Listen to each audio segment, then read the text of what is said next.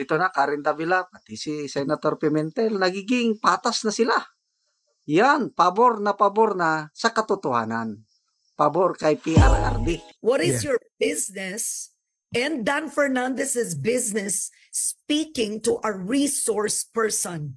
Why would you do that? But the point is, did you speak to a resource person, two representatives, a resource person in private without his lawyer? Did you do that? When you spoke with him, was he alone? You were not objective, both of you. Lumalabas, si Karen Davila, naniniwala siya sa testimony ni Colonel Prijaldo. What's up mga kababayan? Just That Matters here. Dito sa video natin ngayon ay ating panoorin, no? Itong nagtatrending na balita ngayon sa social media, mga kababayan. Dahil nga sa pagbuko, no, nitong si PNP Colonel Grijaldo dito sa mga katarantaduang ginagawa ng Quadcom, partikular na nga itong si Congressman Abante at Congressman Dan Fernandez, nawala na ng kredibilidad ang mga ito na marami na ngayon sa taong bayan ang nagwiwika na fully scripted ang ginagawang hiringan ng mga ito. Grabe naman talaga. Napatitong si Miss Karen Davila, no mga kababayan, walang lusot si Abante at pautal-utal pa kung sumagot sa ambush interview sa kanya. Pero bagong lahat mga kababayan, huwag niyo po sana kalimutan mag-like at subscribe para updated ka sa mga uploads ko araw-araw. At yun na nga no mga kababayan, dahil sa balitang ito ay wala nang naniniwala no sa mga pahayag ni Garma na kung saan sinangkot niya pa ang pangalan nila Tatay Digong at Senator Bato. Kung kaya naman hindi ko na patatagalin pa, heto na ang buong video. Magandang araw mga kaibigan. Ito, si Congressman Abante, nakahanap ng katapat. Hindi siya magsilbi kay Karen Davila. Ang galing ni Karen Davila. In-interview niya si Congressman Abante tungkol na yung aligasyon ni Colonel Prijaldo na inipilit nilang paaminin si Prijaldo na may kaalaman siya tungkol sa reward system ng ano. Nako, kawawa si Congressman Abante. Sunog na sunog. At saludo ako. Pasalamatan natin si Miss Karen Davila. Tunay na journalist. Okay, iparinig ko sa iyo interview. Kailang ipinos na ito ng kaibigan natin si Jojo de Guzman. Salamat Jojo, ang galing mong mag-research. Okay, pakinggan natin ang balitaktakan ni Karen Davila at you are wrong, sabi ni Karen Davila kay Congressman Abante. What is your business and Dan Fernandez's business speaking to a resource person? Why would you do that? But the point is, did you speak to a resource person, two representatives, a resource person in private without his lawyer? Did you do that? When you spoke with him, was he alone? What you did was wrong. Grabe. Yan ang tunay na journalist. Wala na, siguro napuno na rin itong si Karen Davila. Unti na silang bumabalik sa dati. What you did was wrong. Bakit nyo kakausapin yung resource person? Wala, kawawa dito si Congressman Abante. Again, saluduhan natin, pasalamatin natin si Miss Karen Davila. You were not objective, both of you. Lumalabas, si Karen Davila, naniniwala siya sa testimony ni Colonel Prijaldo. Hindi siya ganyan katapang na magtanong sa isang kongresista na medyo galit na nga siya. Talagang she's emphasizing her point na you were wrong, you were biased. Ganito, you are influencing yung resource person ninyo. Naniniwala si Karen Davila kay Colonel Grijaldo. Tama, yung sabi ni Jojo de Guzman, yung dating kinamumuhian natin, Jinggoy, ito na, Karen Davila, pati si Senator Pimentel, nagiging patas na sila. Yan, pabor na sa katotohanan. Pabor kay PRRD. Pabor sa, it's a miracle. Hindi to ordinaryong pangyari. Nakita ko ang point ni Karen Davila, no? Dahil sa ginawa nyo, sabi niya, nalagay na sa alanganin ang credibility ng Quadcom. Dapat hindi nyo yun ginawa. Kaya ganon yung passion, ganon yung may galit si Karen Davila dahil maganda yung simula ng Quadcom, sabi niya may lumalabas ng katotohanan. Bakit nyo ginawa yun? That's inappropriate. That's wrong. Sinisira nyo ang credibility ng Quadcom. Ito namang dalawang kongresista, sabi niya, script lang nila yun. Hindi nila masisira ang credibility. But I agree with Karen Davila. Dahil sa ginawa ng dalawang kongresistang ito, nagkaroon na ng question mark yung credibility ng Quadcom. Magandang araw mga kaibigan. Pag-usapan natin ngayon si Congressman Abante na inuulan siya ng mga batikos ng mga netizens, lalo na after yung interview niya kay Karen Davila. Nako, kawawa. Pinagalitan siya ni Karen Davila na you are wrong. You are not supposed to do that. Believe tayo dito kay Karen Davila. Okay, iparinig ko sa inyo ang vlog. So, ako rin, personal, binabatikos ko si Karen Davila. Lalo na nung election 2022, nung minamaliit niya, binabastos nila yung candidate natin na BBM noon. Nako, sukdulan ng inis ko kay Karen Davila. But ngayon, yung ginawa niya na inilabas niya yung pagiging tunay niyang journalist. Talagang nabuhay yung kanyang pagiging tunay na journalist itong interview. Siya lang ata ang mainstream media journalist na nakagawa ng ganito eh. Yung ibang nag-interview kay Abante, wala lang.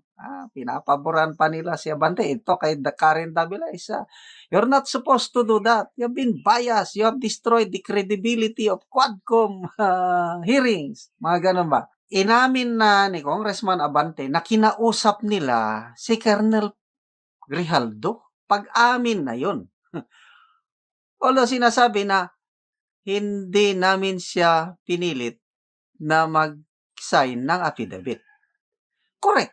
Kasi wala mang sinabi ni Colonel Grijaldo na magpirma siya ng affidavit.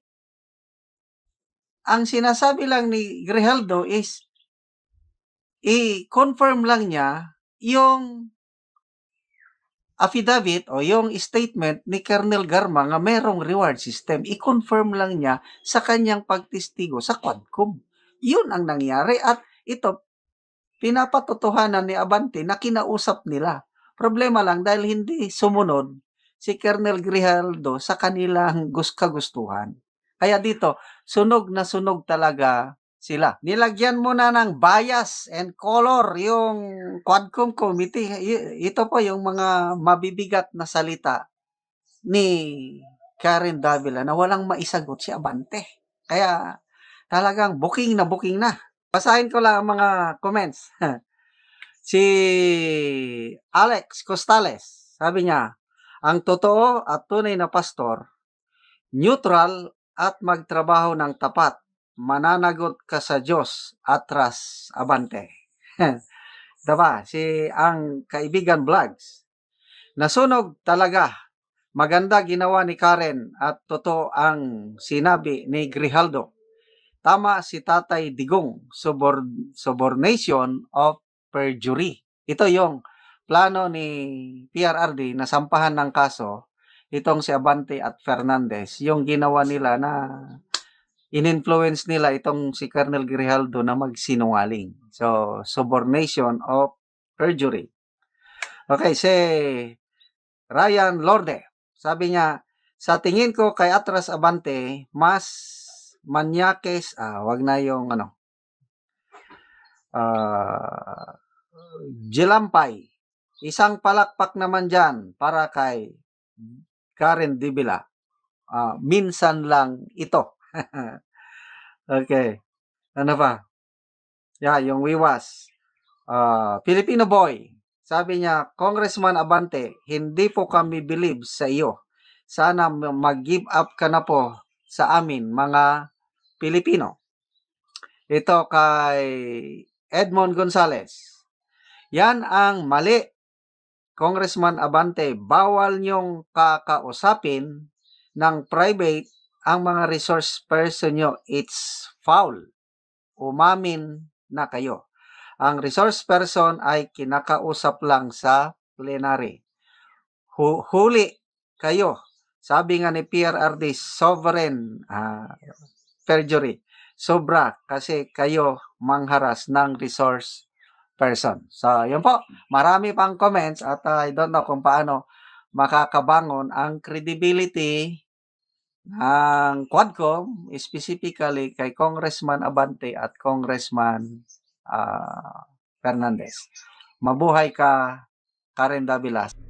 So let's go straight to the point. Did you and Representative Dan Fernandez instruct Police Colonel Hector Grijaldo to confirm the reward system in Davao, in effect asking him to lie? I already made a statement that there is no truth to the accusations of Colonel Grijaldo, that I forced anyone or we forced anyone to sign any affidavit in exchange to favors or the possibility of promotion. And that is what I said in the media, Karen. All right, but this is the point, I do not know why- Representative Abante. Wait, I I do not won't know let why- that go. I won't let that go just yet. What is Yeah. your business and Dan Fernandez's business speaking to a resource person? Why would you do that? He was actually a classmate of Colonel Garma. And Colonel Garma asked us if we can talk to Colonel Grijaldo because he has something to say. So, nagano naman kami, okay, we talked to him. But what you did was wrong.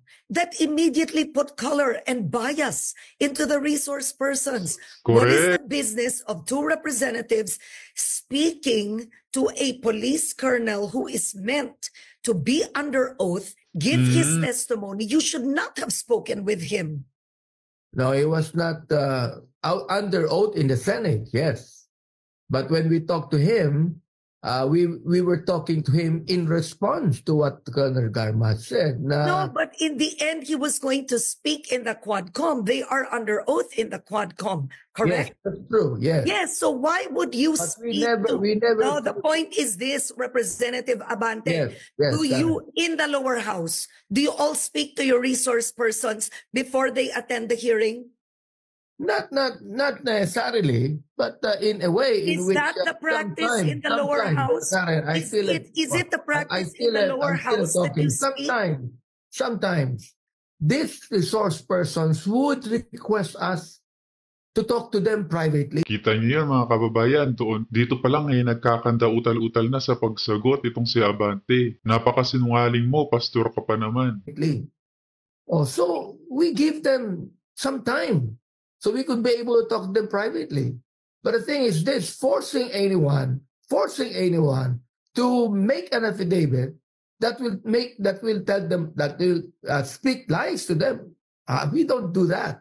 You see? Okay, but he did not say you forced him to make an affidavit. This was his testimony in the Senate. Number one, he said first that Congressman Dan Fernandez put the paper he was holding in the table at sinabi, yung paragraph na yun, no, yun ang affidavit ni Colonel Garma. Sinabi niya, ikumpirma mo na alam mo ang reward system. In other words, it appears that you were not objective, both of you, that you were in effect influencing a resource person to No, we're not. corroborate Garma's testimony. No, we're not. Accusation niya. We're not influencing him. We're Okay.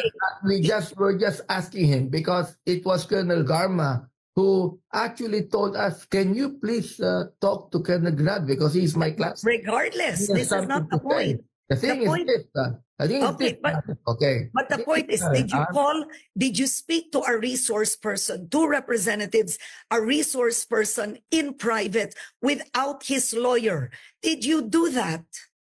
Grabe. No, there were two lawyers there. Ang galing naman pala maglitis nitong si Karen Davila, mga kababayan. Walang lusot itong si Abante. You see His that? lawyers. He could be able to call his lawyer too if he wanted to. No, that's not the point. When you Okay, spoke yes, with him, there- was he alone? The point is this, Karen. No force was given. The point is this. We did not tell him. We did not actually force him to make an affidavit. We did not force him to say that he agrees with Garma. All right? We didn't do that. Oh. We were just Representative polite enough No. because they wanted to speak to us. We're just polite enough to be able to give them the room for them to say something.